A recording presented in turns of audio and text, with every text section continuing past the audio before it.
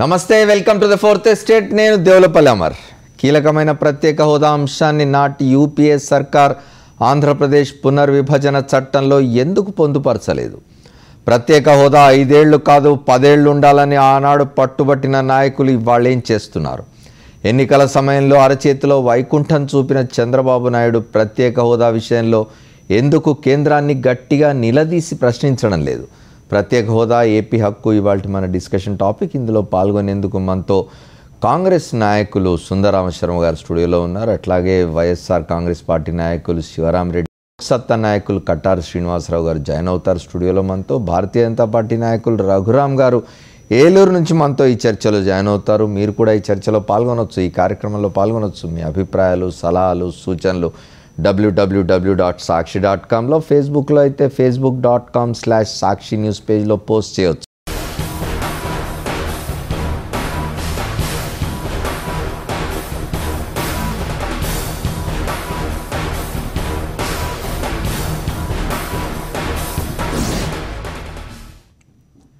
ఆంధ్రప్రదేశ్కు ప్రత్యేక హోదా రాకపోవడానికి కారణం ఎవరు పునర్విభజన బిల్లో ప్రత్యేక హోదా అంశాన్ని పొందుపరచని కాంగ్రెస్ది తప్ప క్యాబినెట్ నిర్ణయాన్ని అమలు చేయని ప్రస్తుత కేంద్ర ప్రభుత్వం కారణమా ఒత్తిడి చేసి సాధించాల్సిన చంద్రబాబు మౌనంగా ఉండటం కారణమా ప్రత్యేక పాపానికి కారణాలేమిటి కారకులెవరు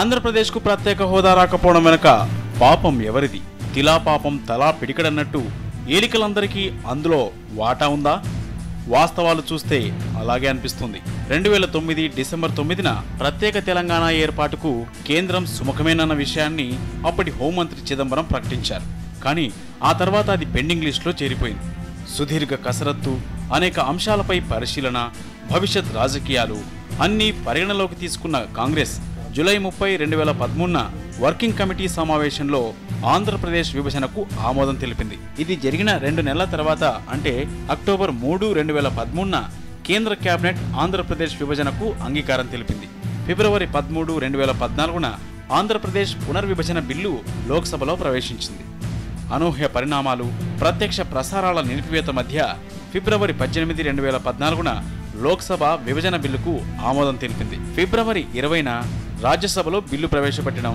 ఆమోదం లభించడం చకచకా జరిగిపోయింది బిల్లు ఆమోదం సందర్భంగా అప్పటి ప్రధాని మన్మోహన్ సింగ్ ఆంధ్రప్రదేశ్కు 5 ఏళ్లు ప్రత్యేక హోదా ఇస్తానని రాజ్యసభలో ప్రకటన చేశారు వాస్తవానికి బిల్లు రూపొందించే సమయంలోనే ప్రత్యేక హోదా అంశాన్ని పొందుపరిచి ఉంటే నేడు ఈ పరిస్థితి వచ్చి ఉండేది కాదేమో నాడు కాంగ్రెస్ సవ్యంగా వ్యవహరించి ఉంటే నేడు ఆంధ్రప్రదేశ్కు ఈ అగచాట్లు వచ్చి ఉండేవా 2014 మేలో కేంద్రంలో అధికారం చేపట్టిన బీజేపీ రాజ్యసభలో మన్మోహన్ సింగ్ చేసిన ప్రకటనను పక్కన పెట్టింది పోలవరం కారణంగా ఖమ్మం జిల్లాలో ముంపునకు గురయ్యే మండలాలను ఆంధ్రప్రదేశ్లో కలుపుతూ ఆర్డినెన్స్ జారీ చేయడంలో చూపిన వేగం ప్రత్యేక హోదా విషయంలో విస్మరించింది వాస్తవానికి నాడు రాజ్యసభలో చర్చ సందర్భంగా ప్రత్యేక హోదా 5 ఏళ్లు కాదు 10 ఏళ్లు కావాలని బీజేపీ పట్టుబట్టింది అధికారంలోకి వచ్చాక ఆ మాటను బీజేపీ అమలు చేస్తుందని అంతా ఆశించారు విభజనతో వేరుపడిన ఆంధ్రప్రదేశ్ కష్టాలు ప్రత్యేక హోదాతో తీరుతాయని భావించిన ఏపీ ప్రజలకు నిరాశే మిగిల్చింది బీజేపీ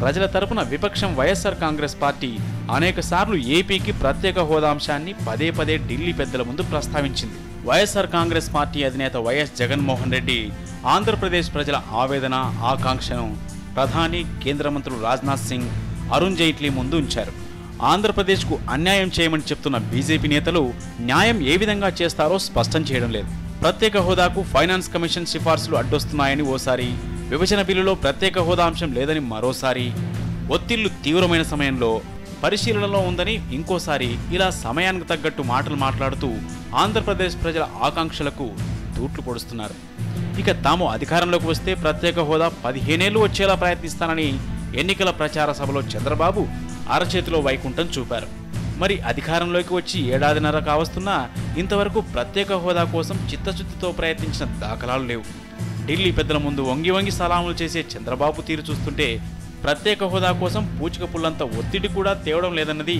అర్థమైపోతోంది ఓటు కోట్ల కేసులో పీకల్లోతు కూరుకుపడిన చంద్రబాబు దాని నుంచి బయటపడేందుకు ప్రత్యేక హోదా అంశాన్ని పక్కన పెట్టారనే విమర్శలు వినిపిస్తున్నాయి కేంద్రంలో చక్రం తిప్పుతానని చెప్పే చంద్రబాబు ఆ మాటల్ని చేతల్లో చూపించి ఉంటే ఆంధ్రప్రదేశ్లో ఆత్మహత్యలు తప్పేవి కావా అమ్మ పెట్టదు అడుక్కు తిననీయదు అన్న చందంగా ప్రత్యేక హోదా చంద్రబాబు తీసుకురారు. తెచ్చేందుకు ప్రయత్నిస్తున్న వైఎస్ఆర్ కాంగ్రెస్ పార్టీకి అడుగడుగునా అడ్డు తగులుతున్నారు. చేయాల్సిన వాళ్ళు చేతులు ముడుచు కూర్చోవడం, అడగాల్సిన వాళ్ళు నిమ్మకు నీరెత్తినట్టు వ్యవహరించడంతో ఆ బాధ్యత తన భుజస్కంధాలకెత్తుకున్నారు ప్రతిపక్ష నేత వైఎస్ జగన్. వినతి పత్రాలు అందజేశారు. వినమ్రంగా విషయాన్ని ఢిల్లీ పెద్దలకు వివరించారు. ప్రజల పక్షాన ఆందోళన చేశారు. దీక్షలు తలపెట్టారు. ప్రజల ఆకాంక్ష మేరకు బంధు పిలుపునిచ్చి విజయవంతం చేశారు. అయినా కనికరం కలగకపోవడంతో ఇప్పుడు నిరవధిక నిరాహార దీక్షకు దిగారు.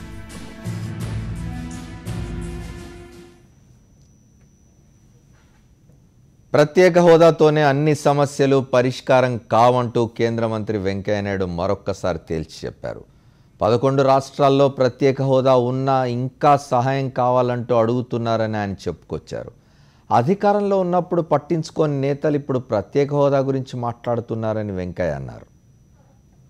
కానీ ఈ లోపలే రాజకీయాలు దృష్టిలో పెట్టుకొని రాజకీయ విమర్శలు చేయడం, ఈ ప్రభుత్వం అటువంటిది, ఆ ప్రభుత్వం తనడం, ఇవన్నీ ప్రజలు గమనిస్తున్నారు. ప్రజలకు తెలుసు ఎవరికి చిత్తశుద్ధి ఉందని. పైపెచ్చు ప్రత్యేక హోదాతోనే సమస్యలన్నీ పరిష్కారం కావు. ప్రత్యేక హోదా ఇచ్చినందువల్ల మేలు జరుగుతుంది, అనుమానం లేదు. అందుకే నేను అడిగాను, వీళ్ళెవరు అడగలేదు, ఆ రోజు ఇంకెవరు కూడా అడగలేదు. కానీ దాంతోనే మొత్తం అంతా కూడా ఏదో జిందా తిరస్మాత్రాగా అన్ని సమస్యలు అయిపోతాయనే ప్రచారం జరుగుతుంది. కరెక్ట్ కాదు. 11 రాష్ట్రాలకి ఈ దేశంలో ప్రత్యేక హోదా ఇచ్చున్నారు. నార్త్ ఈస్ట్లో 7 రాష్ట్రాలు, అలాగే ఉత్తరాంచల్, హిమాచల్, ఆ రాష్ట్రాలు ఏ పరిస్థితులు ఉన్నాయో నాకు తెలుసు. వాళ్ళు వచ్చి నన్ను అడుగుతున్నారు, అయ్యా మీరు 10% కట్టమంటారా, మా వల్ల కట్టడం కూడా చేత కాదు, మాకు అది కావాలి, ప్రత్యేకం కావాలా, ఇది కావాలి, ఇది ఫ్రీగా ఇవ్వండి, అది ఫ్రీగా ఇవ్వండి. ప్రత్యేక హోదాకు ఎయిమ్స్కి, ప్రత్యేక హోదాకు న్యూ జోన్కి, ప్రత్యేక హోదాకు యొక్క ఐఐటికి, ప్రత్యేక హోదాకు IIITకి, ప్రత్యేక హోదాకు IISRకి, ప్రత్యేక హోదాకు కరెంటు కొరతకు వీటికి సంబంధం లేదు. ఇవన్నీ కూడా దేనిపాటికి ఇవన్నీ కూడా అవసరం. అది అవసరమే, ఇది కూడా అవసరమే. అందుకని ప్రభుత్వము ఈ 14వ ఆర్థిక సంఘ సిఫారసుల అనంతరం రెవెన్యూ లోటును ప్రభుత్వం భర్తీ చేస్తుందని చెప్పిన మీదట ఒకటి, రెండవది ఎక్కువ రాష్ట్రాలు కూడా ప్రత్యేక హోదా కోరుతున్న సందర్భంగా, మూడవది ప్రణాళికా సంఘం గతంలో నిర్ణయం తీసుకుపోవడం వలన ఇప్పుడు వచ్చిన నీతి ఆయోగ్ని ఈ విషయాలంటిపైన అధ్యయనం చేయమని ప్రధానమంత్రి గారు కోరున్నారు. అధ్యయనం జరుగుతూ ఉంది. అధ్యయనం పూర్తి అయిన తర్వాత ఏ నిర్ణయం వస్తుందో చూడాల్సి ఉంది. దానికోసం వేచి ఉండకుండా మిగతా ప్రాజెక్టు, దుగరాజపట్నం ప్రాజెక్టు కావచ్చు, లేకపోతే నేషనల్ హైవే ప్రాజెక్టు గడ్కరీ గారు ఇటు తెలంగాణకు కానీ అటు ఆంధ్రకి కానీ మ్యాక్సిమం సంఖ్యలో నేషనల్ హైవే ప్రాజెక్టులను మంజూరు చేయడం కూడా జరిగింది. ఇంకా కూడా రాబోయే రోజుల్లో మరిన్ని కూడా మంజూరు చేస్తారు. అలాగే మన యొక్క కొత్తగా ఏర్పడిపోయే రాజధానికి 186 కిలోమీటర్ల యొక్క రింగ్ రోడ్డుని ఏర్పాటు చేస్తామని చెప్పని గడ్కరీ గారు రాష్ట్ర ప్రభుత్వానికి చెప్పడం జరిగింది. కేంద్ర మంత్రి వెంకయ్యనాయుడు గారు చెప్పింది విన్నాం. ఇప్పటికే ఆంధ్రప్రదేశ్ రాష్ట్రం అంతటా ప్రజలు ఆందోళన చెందుతూ ఉన్నారు, ఉద్యమాలకు ఉద్యుక్తులవుతూ ఉన్నారు. ప్రత్యేక హోదా సాధించుకోవడం కోసం ఇట్లా కేంద్ర మంత్రి మాట్లాడిన మాటలు వారిని మరింత నిరుత్సాహపరిచే విధంగా ఉన్నాయి. దీని మీద చర్చలకు వెళ్దాం. వెళ్లే ముందు ఒక షార్ట్ బ్రేక్ తీసుకుందాం.